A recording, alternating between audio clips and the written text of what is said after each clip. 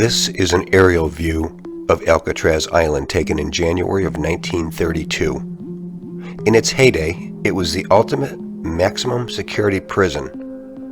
Located on a lonely island in the middle of San Francisco Bay, Alcatraz, also known as the Rock, had held captives since the Civil War, but it was in 1934, the high point of a major war on crime, that Alcatraz was fortified into the world's most secure prison.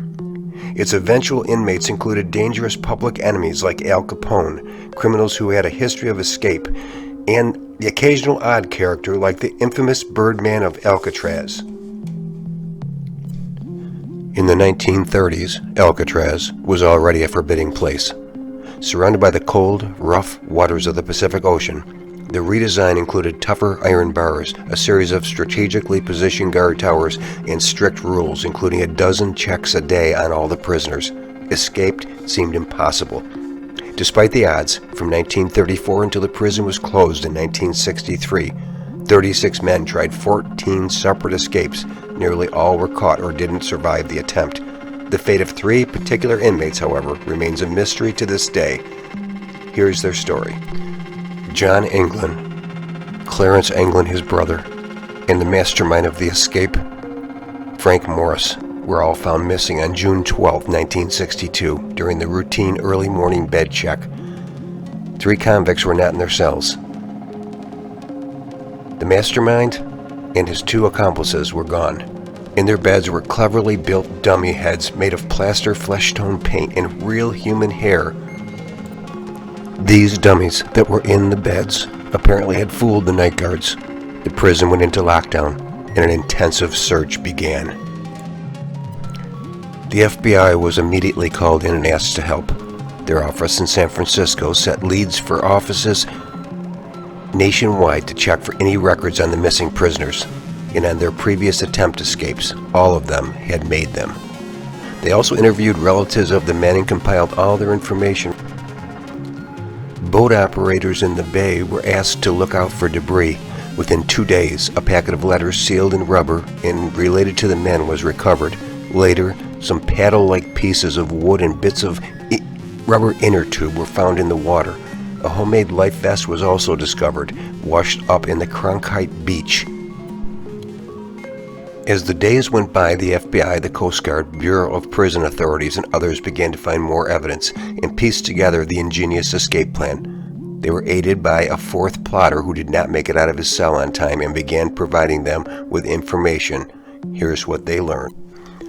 The group had begun laying plans the previous December when one of them came across some old saw blades. Using crude tools, including a homemade drill made from a motor from a vacuum cleaner, the plotters each loosened the air vents at the back of their cells by painstakingly drilling closely spaced holes around the cover so the entire section of wall could be removed.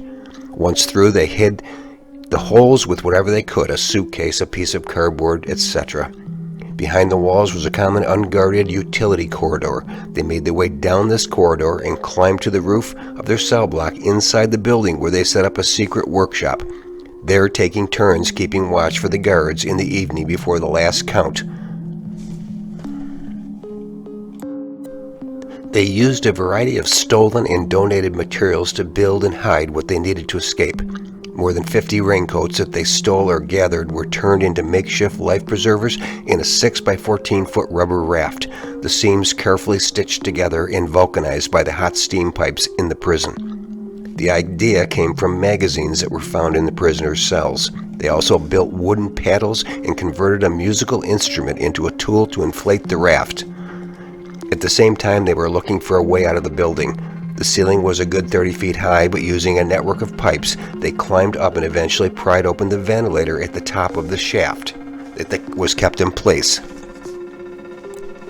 On the evening of June 11th, they were ready to go.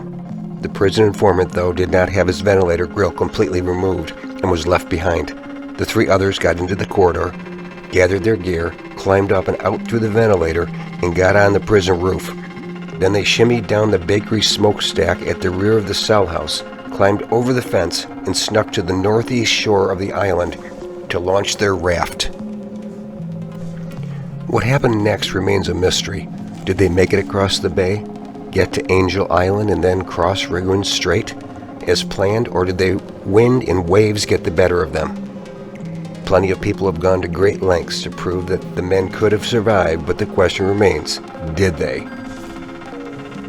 The FBI believed that they did not make it, and their reasoning was, crossing the bay, yes, youngsters had made more than the mile-long swim from Alcatraz to Angel Island, but the strong currents in the frigid bay water, the odds were clearly against the men. The plan, according to the prison informant, was to steal clothes and a car once on land, but we never recovered any thefts like this despite the high-profile nature of the case. If the escapees had help, we couldn't substantiate it, the FBI said. The families appeared unlikely to even have the financial means to provide any real support. For the 17 years the FBI worked on the case, no credible evidence emerged to suggest the men were still alive, either in the U.S. or overseas. The mystery continues.